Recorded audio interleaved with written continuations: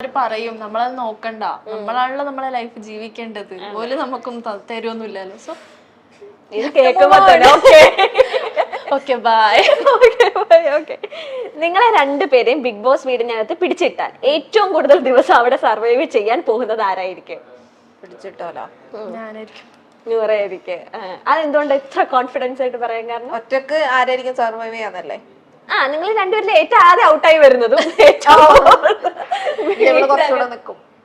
ഞാൻ നിൽക്കും. ഇവളെ സംസാരം കൊണ്ട് ഇവളെ ഔട്ടാക്കാൻ മതി.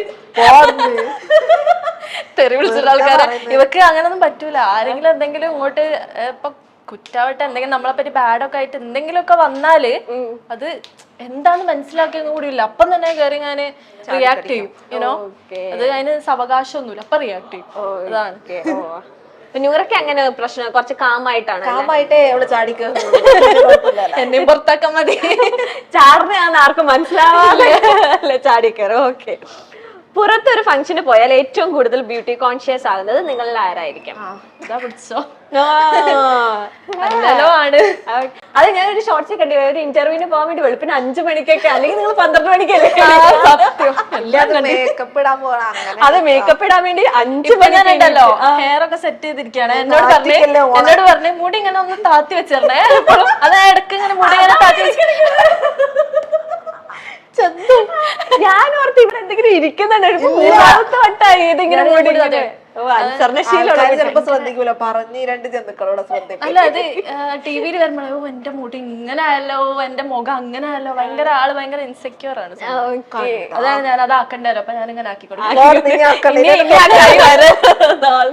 അത് ഞാൻ ഒരു ഇന്റർവ്യൂല് നിങ്ങളുടെ ഒരു റൊട്ടീൻ നിങ്ങൾ തന്നെ പറയുന്നുണ്ട്, അല്ലെങ്കിൽ ഞങ്ങൾ 12 മണിക്ക് എണീക്കുള്ളൂ അങ്ങനെ എന്റെ ഇത് കാണുന്നുള്ളൂ. പിന്നെ മേക്കപ്പ് ഇടാൻ വേണ്ടി 5 മണിക്ക് കാരണം ഇവക്ക് ഭയങ്കര ടൈം എടുക്കും, കുറെ ടൈം എടുക്കും.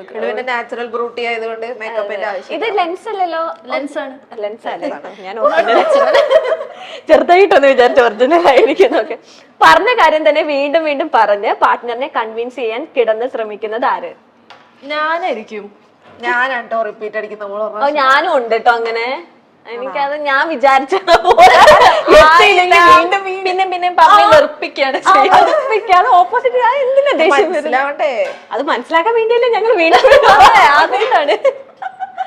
ഓക്കെ. നൂറാണ്. രണ്ടുപേരും ഇവളായിരിക്കും കൂടുതൽ ഇങ്ങനെ പറഞ്ഞോണ്ടിരിക്കും, ഞാൻ ഇങ്ങനെയാണ് ഉദ്ദേശിച്ചത് അങ്ങനെയാണ്. അത് ഞാൻ പറയും. അതിപ്പോ ചിലപ്പോ മനസ്സിലായാലും എനിക്കൊരു ഇതാ, ഞാൻ പറയണം. എനിക്ക് കുറച്ച് വോക്കലി വേണ്ട ഒരു സാധന. ഞാൻ പറഞ്ഞു, എനിക്ക് ചിലപ്പോ ഇവളുടെ കാര്യങ്ങൾ ഓരോന്ന് അറിയായിരിക്കും, പക്ഷെ ആളെപ്പിക്കല് ആളുടെ ഒരു ശീലമാണ്. അപ്പൊ നൂറ എങ്ങനെയായിരിക്കും റിയാക്ട് ചെയ്യുന്നത്? സാധനം പിന്നെയും പറയുന്നു, ഇനിയിപ്പൊ കേക്കണ്ടേ? കേക്കൂട്ടാ. ഇത് ഞാൻ തലക്കെട്ടടിച്ച് വേണ്ടി വരും. ഒരു ഇന്റർവ്യൂവിന് വിളിച്ചാൽ ഡേറ്റ് ഫിക്സ് ചെയ്യാൻ ഏറ്റവും കൂടുതൽ ഡിലേ വരുത്തുന്നത് ആരുടെ ഭാഗത്ത് നിന്നാകും? ഇവിടുന്ന് പൊക്കിക്കൂടായിരുന്നോ? ഇല്ല, അവളെ ഞാൻ പറയത്തുള്ളൂ. ഇല്ല, അതൊന്നാമത് നമ്മള് രണ്ടുപേരും ഷിഫ്റ്റും ഓഫൊക്കെ വേറെ വരും. അപ്പൊ എനിക്ക് ഒരിത്തിരി സമാധാനത്തിൽ ഇരുന്നിട്ട് ഡേറ്റ് നോക്കണം. ഞാൻ എന്റെ അടുത്തൊന്നും ഡിലേ വരില്ല, ഞാൻ പറയുന്നില്ല. പക്ഷെ ഷിഫ്റ്റിന്റെ അതൊക്കെ വരുന്നുണ്ട്. ഓക്കെ. നിങ്ങൾ സമാധാനം മാത്രം മനസ്സിലായി. അതാരിട്ട ക്വസ്റ്റ്യൻ ആണെന്ന് എനിക്ക് മനസ്സിലായിട്ടുണ്ട്. അതെ അതെ. നിങ്ങൾക്കിടയിൽ ഏറ്റവും കൂടുതൽ മിസ്സിംഗ് ഫീലിങ്സ് വരുന്നത് ആർക്കാണ്? മിസ്സിംഗ് ഫീലിങ്സ് എങ്ങനെ? ഇപ്പൊ ഷിഫ്റ്റ് നിങ്ങൾ എപ്പോഴെങ്കിലും ഇപ്പൊ ഇൻ കേസ് ഒന്ന് ഇമാജിൻ ചെയ്യാൻ നിങ്ങളൊന്ന് പുറത്തു പോയി, ജസ്റ്റ് പുറത്തു പോയിട്ട് നിങ്ങൾ ഒരാൾ ഒറ്റയ്ക്കായിരിക്കും വീട്ടില്. അപ്പൊ പെട്ടെന്ന് ഒരു മിസ്സിംഗ്, ഇത്രയും നിങ്ങൾ 24/7 ഒരുമിച്ചാണ്. അപ്പൊ പെട്ടെന്ന് എന്തോ ഒരു ആവശ്യത്തിന് ഒരാൾക്ക് വേണ്ടി മാത്രം പോയാൽ മതി. എനിക്കും വരലുണ്ട്. അത് നമ്മള് രണ്ടുപേരും വരും. അത് ഒരു ടൈം വേറെ പ്രൊജക്ട് ഒക്കെ വേറെ ആയിരുന്നു. അപ്പൊ ആ ടൈമിൽ ഇവർക്ക് കുറച്ച് അധികം time out of shift work ചെയ്യേണ്ടി വന്നിട്ടുണ്ട്. അപ്പൊ അങ്ങനെ വരെ ഞാൻ പറയുന്നത് ശരിയല്ല, ടൈം കിട്ടുന്നില്ല, അപ്പൊ അതൊന്ന് മാനേജ് ചെയ്യാൻ പറഞ്ഞു. അപ്പൊ എനിക്ക് അന്ന് അപ്പോൾ അത് മാനേജ് ചെയ്ത് പിന്നീട് എനിക്ക് എന്റെ പ്രൊജക്ട് പറഞ്ഞു, എനിക്കും കുറച്ച് വർക്ക് കൂടി. അങ്ങനെ ഇവിടെ എന്നോട് പറഞ്ഞു. അപ്പൊ അത് രണ്ടുപേർക്കും വരലുണ്ട്. ഓക്കേ. നിങ്ങളിൽ ഏറ്റവും കൂടുതൽ പൊസസീവ്നെസ് ആർക്കാണോ ഉള്ളത്? ഓൾറെഡി രണ്ടുപേർക്കും മുന്നല്ലേ, ഇപ്പൊ ഇല്ലേ? ഇപ്പോഴും കുറച്ചൊക്കെ ഭയങ്കര ഇതിലില്ല. ഈ പൊസസീവ്നെസ് ഇങ്ങനെ എക്സ്പ്രസ് ചെയ്യണം എന്ന് ആഗ്രഹിക്കുന്ന ആളാണോ നോറ? പാർട്ട്ണറിന്റെ ഇല്ലേ? എനിക്ക് അങ്ങനൊന്നുമില്ല. എനിക്ക് കുറച്ച് ഫ്രീഡം ഇപ്പൊ ഓക്കാണെങ്കിൽ ഞാൻ അങ്ങനെ പൊസസീവ്നെസ് ഒന്നുമില്ല. ഇവള് മുന്നേ തൊട്ട് അങ്ങനെ വലിയ പൊസസീവ്നെസ് ഒന്നും ഇല്ല. കുറച്ച്. ആഗ്രഹിച്ചായിരുന്നോ നൂറയ്ക്ക് കുറച്ച് പൊസസീവ്നെസ് എന്നോട് ആകാന്ന് അങ്ങനെ എപ്പോഴെങ്കിലും തോന്നിയിട്ടുണ്ടോ? ഞാൻ അങ്ങോട്ട് പൊസസീവ്നെസ് ഇട്ടിട്ട് എനിക്കത് ആലോചിക്കാനുള്ള നേരം കിട്ടിയിട്ടില്ല. സത്യം. ഞാൻ പണ്ട് ഞാൻ പറഞ്ഞു എനിക്ക് ടോക്സിക് ആണെന്ന് ഞാൻ തോന്നിയിട്ടുണ്ട് എന്ന് പറയാം. ഞാൻ പണ്ട് ഇപ്പോഴല്ല കേട്ടോ, അത്ര പൊസസീവ്നെസ് കുറച്ച് കൂടുതലായിരുന്നു, എനിക്കൊരു ഡൗട്ട് ഉണ്ടായിരുന്നു. ഇപ്പോഴാണ് ഡൗട്ട് വരുന്നത്, ഇല്ല അങ്ങനെ. Okay okay. നിങ്ങളിലെ ആരാണ് ഏറ്റവും കൂടുതൽ റൊമാൻറ്റിക്? Romantic depends. Depends ആണ് രണ്ടാളും. നമ്മുടെ മൂഡ് അനുസരിച്ചിരിക്കുമല്ലോ. അത്രക്ക് വേണ്ടായിരുന്നു. നൂറ പറയുന്നത് നൂറയാണ് എന്നൊക്കെ. രണ്ടുപേരും ഡിപ്പെൻഡ് ചെയ്തിരിക്കും. ഇങ്ങനെ എന്താ കാവ്യാത്മികമായി ഇങ്ങനെ ആർട്ടിഫിഷ്യൽ ആക്കി അങ്ങനെ കൊളമാക്കി ചെല്ലുന്ന ആർട്ടിഫിഷ്യലാ. അതായത് കൊളാക്കി നമ്മൾ ഓവറാക്കി ഇങ്ങനെ കൊളാക്കുമല്ലോ, അങ്ങനെ വെളുപ്പിക്കും. അത് വെക്കാൻ പറ്റില്ല. റൊമാൻറ്റിക് ആയിട്ട് വെറുപ്പിക്കും, അങ്ങനത്തെ ഒരു സ്വഭാവം ഉണ്ട്.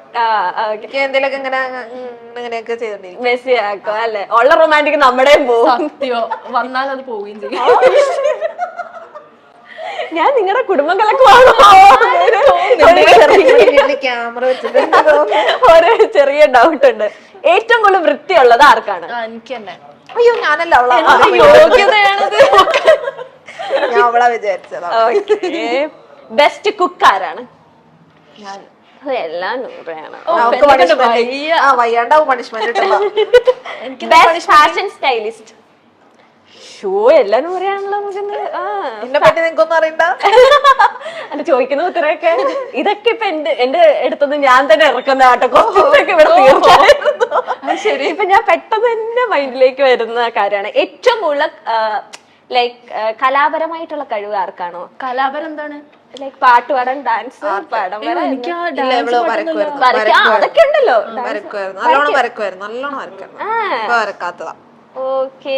ടൈം കിട്ടുന്നില്ല. ഇങ്ങനെ നമ്മുടെ ലൈക്ക് ആദിലേനൊക്കെ വരച്ചിട്ടുണ്ടോ? അങ്ങനെ ഞാൻ വരയ്ക്കാറില്ല. അതല്ല ആദ്യം വരച്ച് പഠിക്കേണ്ടത്. കെന്നേനെ വരച്ചിട്ടുണ്ടല്ലേ, ചിമ്പാൻസിനെ വരച്ചിട്ടില്ലേ? ഉണ്ടായിരുന്നു കെന്നേനെ വരച്ചിരുന്നു. മനസ്സിലായി. ആരും കെന്നാതെ ഞാൻ കേട്ടില്ല, നിന്നെ ഞാൻ വരച്ചിട്ടുണ്ടല്ലോ, അതാ ഞാൻ സപ്പോർട്ട് ചെയ്യുന്നത്. ഓക്കെ, ഇനി എന്ത് ക്വസ്റ്റ്യൻ ചോദിക്കണം? എനിക്ക് ഒരു ക്വസ്റ്റ്യനും കൂടെ നിങ്ങളോട് ചോദിക്കണം എന്ന് തോന്നുന്നു. അടിയിട്ട് അതാണ് ചോദിച്ചോ? അങ്ങനെയല്ല, തൽക്കാലം വിട്ടു. ചോദിച്ചോ. ഇനി 6-7 ക്വസ്റ്റ്യൻ ഇപ്പൊ ഓട്ടോമാറ്റിക് മനസ്സിൽ തോന്നി. ഇപ്പൊ സ്റ്റോപ്പ് ആയി പോയി. എന്ത് ചോദിക്കണം? ഇവിടത്തെ ക്വസ്റ്റ്യൻ കഴിഞ്ഞായിരുന്നു, ഞാൻ കയ്യിൽ നിന്ന് കുറച്ചൊക്കെ ക്വസ്റ്റ്യൻസ് ഇട്ടായിരുന്നു. ഓക്കെ. അല്ല, നിങ്ങൾക്ക് ഇപ്പൊ ഒന്നിക്കാൻ പറ്റില്ലെങ്കിൽ നമുക്ക് സൂയിസൈഡ് ചെയ്യാം, അങ്ങനത്തെ ഒരു പോയിന്റിലേക്ക് നിങ്ങൾ എത്തിയിരുന്നോ?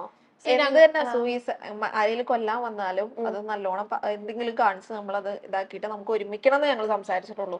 സൂയിസൈഡ് അങ്ങനെ ഒന്നുമില്ല. ഇല്ല.